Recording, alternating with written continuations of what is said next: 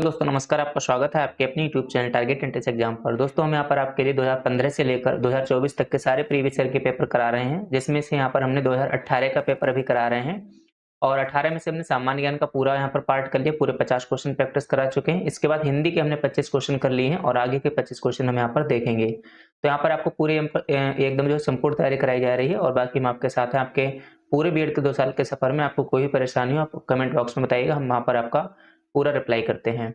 तो आपको पता है कि आपके बीएड में जो है पेपर होते हैं 2, ठीक है? एक ही दिन में 2 पेपर होंगे। जो पहला पेपर होगा उसमें 50 क्वेश्चन आएँगे आपके सामान्य ज्ञान के और प्लस 50 क्वेश्चन आपके आएँगे हिंदी के। अगर आप इंग्लिश के छात्र हैं, मतलब इंग्लिश के देना चाहते हैं, तो आप इंग्लिश सब्जेक्ट के भी यहाँ पर दे सकते हैं। लैंग्वेज आपको हिंदी, इंग्लिश दोनों पेपर में दी हुई होंगी। जो सेकंड पेपर होगा उसमें सभी के लिए आते हैं 50 क्वेश्चन जो है रीजनिंग के और 50 क्वेश्चन आएँगे आपके सब्जेक्ट के, जो भी आपका सब्जेक्ट रहेगा। अगर आप आर्ट ग्रुप के हैं तो आर्ट ग्रुप के हैं, आर्ट ग्रुप के यानी सामान्य ज्ञान क्वेश्चन आएँगे और अगर आप साइंस के हैं तो साइंस के आएँगे और अगर आप जो है एग्रीकल्चर के हैं तो आपके यहाँ पर एग्रीकल्चर के आएँगे, कॉमर्स के हैं तो यहाँ पर कॉमर्स के आएँगे, ठीक है? तो कुल मिलाकर जो ये वाली क्लास है रीजनिंग वाली, ये सभी को देखनी है। सामान्य ज्ञान वाली क्लास सभी को देखनी, किसी भी वर्ग के हों। हिंदी, इंग्लिश के भी सभी वर्ग के छात्रों को जो है क्लास देखनी है और जो रीजनिंग वाली वो भी सभी छात्रों को यहाँ पर देखनी है। बस जो सब्जेक्ट वाली वो क्लास अलग रहेगी, यानी कला वर्ग वाले तो सिर्फ कला वर्ग वाले छात्र देखें, साइंस वाले देखें, कॉमर्स वाले कॉमर्स और एग्रीकल्चर वाले एग्रीकल्चर वाली क्लास यहाँ पर देखें। तो उम्मीद है यहाँ पर आपको छोटी जानकारी पूरी समझ में आ गई होगी। तो अब चलिए अपने क्वेश्चन की तरफ बढ़ते हैं। तो क्वेश्चन आपके यानी कि भी सभी वर्गों के लिए है, ठीक है? कुछ लोग पूछते हैं कि कौन सी क्लास किसके लिए है, तो सिर्फ जो स्पेशल सब्जेक्ट वाली वो क्लास अलग रहती है, बाकी सभी को क्लास लेनी है। तो यहाँ पर क्वेश्चन नंबर 76 है, निम्नलिखित में से कौन सज्जन का सही संधि विच्छेद है? सज्जन का आपसे सही संधि विच्छेद पूछा है, तो सज्जन का सही संधि विच्छेद होता है सत्य प्लस जन, यानी कि ऑप्शन आपका ए जो है बिल्कुल सही हो जाएगा। ये आपका जो है सज्जन का सही संधि विच्छेद हो जाएगा। इसी प्रकार से कहीं पर भी उज्ज्वल का पूछा जाता है, ये भी काफी फेमस है, कई बार पूछा गया है।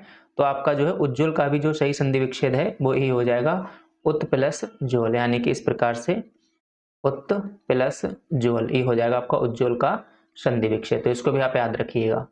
क्वेश्चन नंबर आपका 77 है, जो दूसरे पर अभियोग लगाए उसे क्या कहा जाता है? यानी कि जो दूसरे पर अभियोग लगाए उसे क्या कहोगे? अभियुक्त, अभियोगी, दोषी या फिर छिंद्रावेशी। तो इसका आंसर सही हो जाएगा अभियोगी, यानी कि जो दूसरों पर अभियोग लगाएगा वो क्या कहलाएगा? अभियोगी कहलाएगा, ठीक है? अब यहाँ पर क्वेश्चन नंबर आपका 78 है, गुरु शिष्य को पाठ पढ़ाता है, इसमें कौन सी क्रिया है? प्रथम प्रेरणार्थक या फिर आपका द्वितीय प्रेरणार्थक या फिर आपका द्विकर्मक क्रिया या फिर उक्त में से कोई नहीं। तो यहाँ पर आपका जो गुरु शिष्य को पढ़ाता है इसमें दो द्विकर्मक यहाँ पर हो जाएगा, यानी कि 78 का आंसर आपका सी जो है बिल्कुल यहाँ पर करेक्ट आंसर हो जाएगा, ठीक है? एक तो पढ़ाता है और किसे पढ़ाता है? शिष्य को पढ़ाता है, तो यहाँ पर इसलिए द्विकर्मक क्रिया यहाँ पर हो जाएंगी। तो 78 का ऑप्शन आपका सी बिल्कुल करेक्ट हो जाएगा। 79 है, जहां पर आपसे आकर्षण का विलोम शब्द पूछा है, ठीक है? तो आकर्षण का विलोम शब्द क्या हो जाएगा? विकर्षण, विसर्जन, अपकर्ष या फिर निष्कर्षण। इसकी पीडीएफ आपको व्हाट्सएप और टेलीग्राम दोनों पर मिल जाएगी, वहां से आप डाउनलोड कर सकते हैं। जितनी भी हमने क्लास कराई है सबकी आपको डेली की डेली पीडीएफ मिल जाती है, तो बिल्कुल आप निश्चिंत रहें और डेली आप क्लास को जो है यहाँ पर देखिएगा और दोबारा से रिविजन करने के लिए पीडीएफ का सहारा लीजिएगा। तो आकर्षण का जो विलोम शब्द हो जाएगा भाई आपका विकर्षण जो है बिल्कुल सही आपका विलोम शब्द हो जाएगा। अब क्वेश्चन नंबर आपका नेक्स्ट है, यानी कि 80, आंधी आई और पानी बरसा, इसमें कौन सा अव्यय है? आंधी आई और पानी बरसा, समुच्चय बोधक, संबंध बोधक, क्रिया विशेषण या विस्मयादि बोधक। तो 80 का आंसर कौन सा सही हो जाएगा? तो इसमें देखो और शब्द है, ये क्या कर रहा है? इन दोनों को जोड़ रहा है, आंधी आई और पानी बरसा, तो यानी कि समुच्चय बोधक आंसर आपका ए वाला जो है बिल्कुल करेक्ट हो जाएगा। और रात के 8 बजे रीजनिंग की क्लास रहेगी जो कि लाइव रहेगी, तो आप उसको भी जरूर देखिएगा, ठीक है? क्लास आपकी जरूर होती है, चाहे लाइव चाहे रिकॉर्डेड, तो आप सपोर्ट करिएगा और क्लास को जरूर देखें। निम्नलिखित में से कौन अनुरुक्त का सही विपरीतार्थक शब्द है? चाहे विपरीतार्थक लिखा हो चाहे विलोम शब्द लिखा हो, बात यहाँ पर एक ही है, ठीक है? अनुरक्त का पूछा है, विरक्त, अनासक्त, आसक्त या फिर विभक्त। तो इसका आंसर कौन सा हो जाएगा आपका? जो अनुरक्त का विलोम शब्द है वह आपका विरक्त हो जाएगा, यानी कि 81 का ए आंसर बिल्कुल आपका यहाँ पर सही हो जाएगा। क्वेश्चन नंबर आपका 82 है, निम्न में से कौन भिन्न है? यानी कि यहाँ पर आपको 4 ऑप्शन दिए हैं, अंक, गिनती, गणना और लेखा। इन चारों में से 3 ऑप्शन आपके एक समान है कहीं ना कहीं और एक ऑप्शन आपका बिल्कुल अलग है, वही यहाँ पर बताना है कि कौन सा इसका करेक्ट आंसर आपका हो जाएगा। तो 82 का आंसर आप बताइएगा कौन सा सही हो जाएगा, ठीक है? तो देखो जहाँ पर अंक है, गणना है और गिनती है, ये क्या है कहीं न कहीं एक दूसरे से जुड़े हुए हैं। लेकिन एक जो लेखा है ये बिल्कुल अलग शब्द हो जाता है। तो यहाँ पर डी आपका बिल्कुल सही आंसर हो जाएगा। आप लोग कमेंट बॉक्स में आंसर भी दीजिएगा और वीडियो को लाइक भी करें, इससे मुझे पता लगे आप लोग कितना इंटरेस्टेड हैं क्लास लेने में। अनुरक्ति, आसक्ति, विरक्ति व प्रेम, इनमें से कौन-सा भिन्न है? यानी कि अनुरक्ति, आसक्ति, विरक्ति और प्रेम, इन चारों में से कौन-सा शब्द अलग है वो आपको यहाँ पर बताना है। तो देखो अनुरक्ति हो गया, चाहे आसक्ति हो गया या फिर प्रेम, ये कहीं न कहीं एक दूसरे के समानार्थी ही शब्द हैं। लेकिन जो यहाँ पर बिल्कुल अलग है वह कौन-सा है? विरक्ति है। तो यहाँ पर आंसर आपका 83 का सी बिल्कुल यहाँ पर करेक्ट हो जाएगा। क्वेश्चन नंबर आपका 84 है, उसने अपने आप को धोखा दिया। उसने अपने आप को धोखा दिया, इस वाक्यांश के लिए अपने आप शब्द में कौन-सा सर्वनाम है? तो जहाँ पर भी आपको आप दिखे, अपने दिखे, उसमें कौन-सा सर्वनाम हो जाता है? ये बिल्कुल आप डायरेक्टली याद रखिएगा, उसमें जो है निजवाचक सर्वनाम हो जाता है, यानी 84 का आपका सी आंसर जो है बिल्कुल यहाँ पर करेक्ट हो जाएगा। अब यहाँ पर क्वेश्चन नंबर आपका 85 है, रीता धीरे-धीरे चली, वाक्यांश में धीरे-धीरे शब्द में किस क्रिया विशेषण का रूप है? यानी कि जो धीरे-धीरे है, वह शब्द में किस क्रिया का विशेषण का रूप है? रीतिवाचक, कालवाचक, स्थानवाचक या फिर परिमाणवाचक? तो क्वेश्चन नंबर 85 का आपका कौन सा आंसर सही हो जाएगा? रीतिवाचक, यानी कि ऑप्शन आपका एक ए जो है बिल्कुल यहाँ पर सही हो जाएगा। ठीक है, तो जो क्रिया विशेषण क्रिया की रीति या मतलब ढंग बताते हैं, यानी कैसे रीता चल रही है, धीरे-धीरे चल रही है, तो इस प्रकार से यहाँ पर कौन सा हो जाएगा? रीतिवाचक बिल्कुल आपका सही आंसर हो जाएगा। अब क्वेश्चन नंबर आपका 86 है, बंधुहु गुरुपद पदम परागा सुरुचि सुभाष सरस अनुरागा में कौन सा छंद है? ठीक है, आपने खूब सुना होगा, बंधुहु गुरुपद पदम परागा सुरुचि सुभाष सरस अनुरागा, इसमें कौन सा छंद है? चौपाई है, सोरठा है, कुंडलिया है या फिर वर्व है? तो ये क्या है? ये चौपाई है। ठीक है, अब यहाँ पर क्वेश्चन आपको पता है ना, चौपाई में क्या होता है? प्रत्येक चरण में 16 मात्राएं होती हैं। चौपाई में क्या होता है ये हमने कल भी आपको बताया, तो आप अगर डेली क्लास लेंगे तो यहाँ पर आपको सबके बारे में जानकारी मिल जाएगी। ठीक है, तो इसमें क्या होता है, जो प्रत्येक चरण में कितनी मात्राएं होती हैं? 16 मात्राएं होती हैं, प्रत्येक चरण में 16 मात्राएं होती हैं। ये सब हम आपको पूरा जो है बताते रहते हैं हर क्लास में, तो आप सारी क्लास को अटेंड करिएगा। और ये मत सोचिए कि ये क्वेश्चन बीएड प्रवेश परीक्षा के लिए हैं, ये क्वेश्चन भाई सभी कंपटीशन के लिए हैं। आगे आपको बढ़ना है, आप आगे कंपटीशन एग्जाम देंगे तो उन सभी में आपको इस तरीके के क्वेश्चन देखने को मिलेंगे, तो जरूरी है कि आप अभी से प्रैक्टिस उनकी करते रहिएगा। निम्नलिखित वाक्यों में एक सकर्मक क्रिया कौन सी है? यानी सकर्मक क्रिया का वाक्य कौन सा है? रमेश अपना हाथ फुसलाता है, संगीता मुस्कुराती है, रीता पढ़ती है और वह आता है। तो आपसे देखिए सकर्मक क्रिया पूछी है। ठीक है, यानी कि जहां पर खुद व्यक्ति काम कर रहा है, तो यहाँ पर आपका रमेश अपना हाथ खुजलाता है, तो यहाँ पर ए बिल्कुल हो जाएगा। ये क्या है? एक सकर्मक क्रिया है। ठीक है, सकर्मक क्रिया की पहचान क्या होती है? इसमें क्या, किसे या किसको आदि से प्रश्न करने होते हैं, तो यहाँ पर आपका उस तरीके से उसमें सकर्मक क्रिया होती है। तो क्वेश्चन नंबर इसका आपका कौन सा आंसर हो जाएगा? ए ऑप्शन आपका बिल्कुल जो है सही हो जाएगा 87 का। अब यहाँ पर 88 है, जिस समास में पहले या बाद का कोई भी पद प्रधान नहीं होता है, ठीक है, तो उसे क्या कहते हैं? ये वाला क्वेश्चन हम कई बार आपको करा चुके हैं उदाहरण के साथ में, तो उसे कहते हैं बहुब्रीहि। ठीक है, बाकी समास वगैरह की क्लास अलग से हम छोटी-छोटी वीडियोज आपको बनाकर दे देंगे, ताकि आपको अगर कोई कंफ्यूजन है तो इन क्वेश्चन में कंफ्यूजन आपका दूर हो जाए। रसराज किस रस को कहा जाता है? श्रृंगार रस, वीर रस, रौद्र रस या फिर हास्य रस?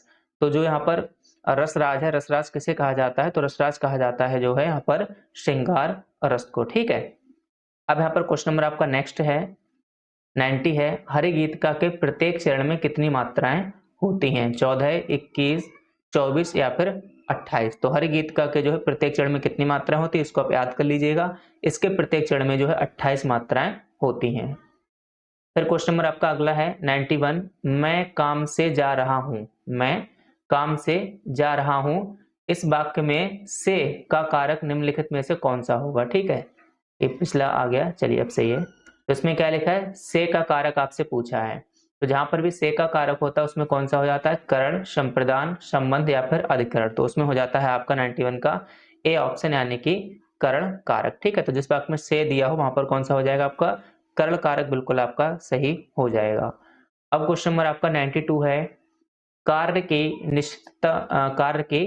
निश्चितता तय ना कर पाना, इस वाक्य के एक शब्द में कह सकते हैं। ठीक है, तो इस चीज को एक शब्द में कहने के लिए कौन सा शब्द है वो आपको यहाँ पर बताना है। तो इसका आंसर आपका हो जाएगा ए वाला, काफी बड़ा शब्द है, किंकर्त व्यय विमूल, यानी कि 92 का ए ऑप्शन आपका बिल्कुल सही हो जाएगा।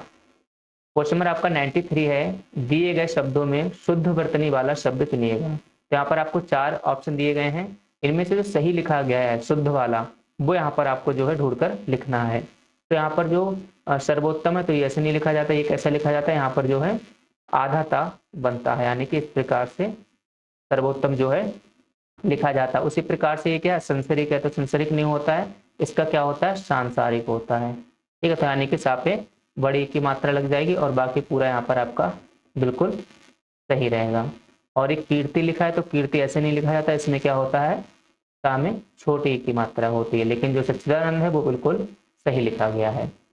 क्वेश्चन नंबर आपका 94 है, इसमें क्या पूछा गया है कि निम्नलिखित में से कौन सरस्वती का पर्यायवाची नहीं है। ध्यान देना है, क्या पूछा है कि नहीं है, भारती, शारदा, इला, पिनाक। तो 94 का आंसर कौन सा हो जाएगा आपका, पिनाक। पिनाक जो है इसका पर्यायवाची नहीं है, ये किसका है, धनुष का है। ठीक है, तो सरस्वती का पर्यायवाची शारदा, भारती, इला, ये तीनों ही सरस्वती के पर्यायवाची हैं, पिनाक नहीं है। पिनाक जो है कमान या फिर धनुष वगैरह के लिए कह सकते हो। अब 95 है, निम्नलिखित में से कौन सा शुद्ध है। तो फिर से आपसे वही चीज पूछ ली गई है कि इसमें से कौन सा बिल्कुल सही तरीके से लिखा गया है। तो यहाँ पर निश्चल जो है बिल्कुल आपका शुद्ध है, बाकी इन सभी में कहीं ना कहीं कमियां हैं। ठीक है, शशिभूषण में क्या होगा, इसमें जो है छोटे शा की मात्रा लग जाएगी। मैंने यहाँ पर आपको शॉर्टकट में लिख दिया है, ये साम्यता नहीं होता, ये क्या होता है, साम्य होता है। और प्रतिक्रिया आपको पता है, बिल्कुल ही इसका मतलब गलत इन्होंने लिख दिया है, इस तरीके से प्रतिक्रिया को लिखा जाता है। तो पूरी आपको पीडीएफ भी मिलेगी, और ये जो हम पीपीटी पूरा बनाते हैं, इन सब बनाने में मेरा अच्छा खासा टाइम लग जाता है, तो आप लोग प्लीज थोड़ा सा मुझे सपोर्ट जरूर करें और आप लोग हर क्लास को देखिएगा। जो अत्यंत कष्ट से निवारण किया जा सके, उसके लिए निम्नलिखित में से कौन सा एक शब्द जो है सही होगा। तो जो अत्यंत कष्ट से निवारित किया जा सके, उसके लिए आपको यहाँ पर जो है एक शब्द पूछा है, तो उसका आंसर आपका हो जाएगा दुस्साध्य, यानी कि ऑप्शन ए जो है बिल्कुल आपका सही हो जाएगा। 97 में आपसे पूछा है कि निम्नलिखित में से एक प्रत्यय किस शब्द का निर्माण हुआ है। तो देखो, जो प्रत्यय होते हैं वो कहाँ लगते हैं, शब्द के अंत में, और जो उपसर्ग होते हैं वो कहाँ लगते हैं, शुरू में। तो प्रत्यय होते शब्द के अंत में, तो अंत में किसमें एक लगा हुआ साफ साफ दिखाई दे रहा है, लौकिक में, यानी कि ऑप्शन ए जो है बिल्कुल सही हो जाएगा। क्वेश्चन नंबर आपका 98 है, इसमें क्या पूछा है, उपसर्ग। स्वागत में कौन सा उपसर्ग है।